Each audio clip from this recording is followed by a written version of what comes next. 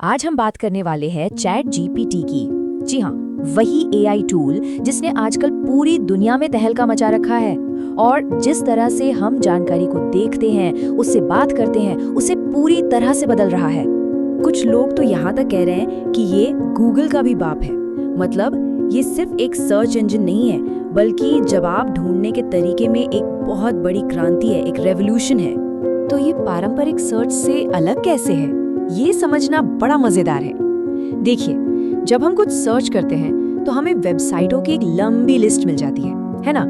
फिर हमें खुद उसमें से जवाब ढूंढना पड़ता है। लेकिन चैट जीपीटी ये अपनी इंटेलिजेंस का इस्तेमाल करके आपको सीधा एक सधा हुआ जवाब देता है, बिल्कुल किसी पर्सनल असिस्टेंट या फिर अलादीन के जिन की तरह। तो चलिए इस एआई असिस्टेंट की दुनिया में और गहरे उतरते हैं और देखते हैं कि आखिर ये कर क्या सकता है।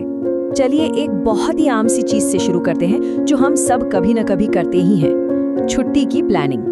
मान लीजिए हमें गोवा जाना है और ये देखिए, पलक झपकते ही ये एक पूरा का पूरा प्लान तैयार कर देता है। दिन ब दिन का हिसाब, फ्लाइट्स, होटल, खाना, एक्टिविटीज, सब कुछ बजट के साथ। लेकिन बात सिर्फ प्लानिंग तक ही सीमित नहीं है। ये टूल ना कमाल का क्रिएटिव भी हो सकता है। बस कुछ ही सेकंड्स में ये एक ऐसी दिल को छू लेने वाली कविता लिख सकता है जिसमें सही इमोशंस और टोन हो। कमाल है ना? और तो और ये हेल्थ और फिटनेस के लिए एक पर्सनल कोच की तरह भी काम कर सकता है। ये लीजिए, एक पूरा का पूरा डाइट प्लान तैयार है। सुबह क्या करना है, नाश्ते में क्या खाना है, लंच, डिनर, सब कुछ टाइमिंग के साथ, बिल्कुल जैसे कोई प्रोफेशनल डाइट कोच बताता है। हाँ, पर एक बात याद रखना जरूरी है कि ये किसी प्रोफेशनल सलाह की जगह नहीं ले सकता। ये सब देखकर लगता तो किसी जादू जैसा है ना? लेकिन ये मुमकिन कैसे होता है? चलिए अब जरा इस ब्लैक बॉक्स के अंदर झांक कर देखते हैं कि ये काम कैसे करता है। तो इसके दिल में जो चीज है वो है एक लार्ज लैंग्वेज मॉडल यानी एलएलएम। अब ये क्या है? ये एक ऐसा एआई है जिसे इंटरनेट पर मौजूद बेहिसाब टेक्स्ट डेटा, मतलब किताबें, वेबसाइट्स, इन सब पर ट्रेन किया गया है। और जो खास टेक्नोलॉजी इसे इतना पावरफुल बनाती है उसे कहते हैं ट्रांसफॉर्मर। इसी की वजह से ये एआई किसी भी बात के कॉन्टेक्स्ट यानी संदर्भ को समझ पाता है और हमारी बातचीत बिल्कुल नेचुरल लगती है। और सबसे दिलचस्प बात, ये इंसानों से भी सीखता है। एक प्रोसेस है जिसे कहते हैं reinforcement learning from human feedback.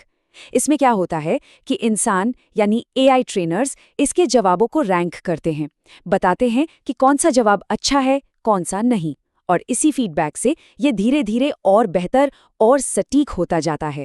जरा इसके पीछे के स्केल का अंदाजा लगाइए। इसे बनाने वाली कंपनी ओपन एआई की वैल्यू है $29 बिलियन। इसे चलाने के लिए एक सुपर कंप्यूटर लगता है जिसमें 2,85,000 से ज्यादा सीपीयू कोर और 10,000 पावरफुल जीपीयू हैं। और हाँ, इसके पीछे ओपन एआई और माइक्रोसॉफ्ट जैसी बड़ी कंपनियों की पार्टनरशिप है। तो अब ये पावरफुल टेक्नोलॉजी सिर्फ हमारे पर्सनल यूज तक ही सीमित नहीं है, अब ये प्रोफेशनल दुनिया में भी अपनी धाक जमा रही है। बड़ी बड़ी कंपनियां पहले से ही चैट जीपीटी के एपीआई का इस्तेमाल करके अपने ऐप्स में स्मार्ट फीचर्स डाल रही हैं, जैसे ग्रोसरी शॉपिंग के लिए इंस्टाकार्ट हो या फिर कोई नई भाषा सिखाने वाला डुओलिंगो। और प्रोफेशनल दुनिया में तो ये एक बहुत ज़रूरी असिस्टेंट बनता जा रहा है। चाहे एचआर मैनेजर हो, वकील हो या फिर कोडर्स, ये सबकी प्रोडक्टिविटी बढ़ाने में मदद कर रहा है। इतना ही नहीं, अब तो प्लगइन्स का एक पूरा इकोसिस्टम बन रहा है। ये प्लगइन्स चैट जीपीटी को लाइव डेटा और खास टूल्स से जोड़ते हैं। मतलब अब ये मैथ्स की प्रॉब्लम भी सॉल्व कर सकता है या किसी भाषा का ट्रांसलेशन भी कर सकता है, जिससे इसकी काबिलियत और भी कई गुना बढ़ जाती है। लेकिन इतनी सारी खूबियों के बावजूद ये समझना भी बहुत जरूरी है कि इसकी कुछ सीमाएं हैं और कुछ जोखिम भी हैं। सबसे पहली और बड़ी बात है हैलुसिनेशन। अब इसका क्या मतलब है? इसका मतलब है कि ये एआई मॉडल पूरे कॉन्फिडेंस के साथ ऐसी बातें बना सकता है जो असल में पूरी तरह से झूठी हो। बिल्कुल वैसे ही जैसे कोई इंसान कुछ ना जानते हुए भी ऐसा दिखाए कि उसे सब पता है।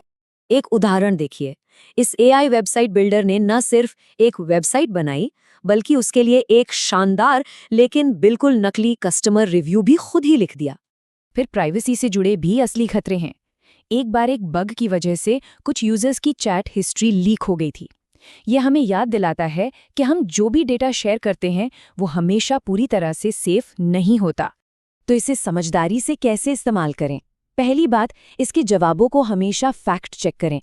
ये पूरे विश्वास के साथ गलत हो सकता है। दूसरी, कभी भी कोई सेंसिटिव, पर्सनल या कंपनी की जानकारी शेयर न करें। तीसरी बात, याद रखें कि इसकी जानकारी 2021 तक की ही है, जब तक प्लगइन्स इस्तेमाल न हो। और हाँ, मेडिकल, कानूनी या फाइनेंशियल सलाह के लिए